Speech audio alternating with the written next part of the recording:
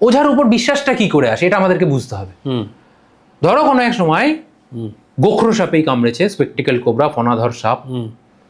সেই পেশেন্টকে, আগেকার দিনে তো এত হসপিটাল এত কিছু ছিল না, ছিলই না, হয়তো সেই পেশেন্টটাকে কোনো একটা ওঝার কাছে নিয়ে যাওয়া হয়েছে। সেই পেশেন্ট ঝাড়ফুঁক টুকটাক করে দিল, পেশেন্টও সুস্থ হয়ে গেল, বাড়ি চলে এলো। সবাই বুঝলো যে বাপরে, ওনার কাছে বিশেষ ক্ষমতা রয়েছে।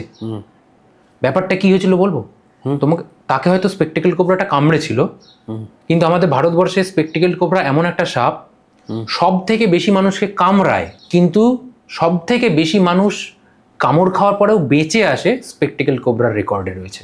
কারণ ও প্রায় 40% বাইট ড্রাই বাইট করে। ও বিষ ঢালেই না, বিষ ঢালে না।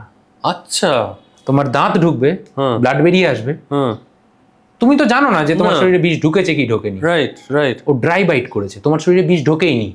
তোমাকে যখন ওঝার কাছে নিয়ে যাওয়া হলো, ওঝা তো বেশ মেন্টালি তোমাকে স্ট্রং করে দিল। ঠিক ঠিক। মানে তোমার মনের ভয়টা কাটিয়ে দিল, ব্যাস তোমার শরীরে তো বিষই ঢোকেনি। তুমি যদি বাড়িতেও চুপ করে বসে থাকতে তোমার কিছুই হতো না, কিছুই হতো না। এবার তুমি তো জানো না যে তোমার শরীরে বিষ গেছে কি যায়নি।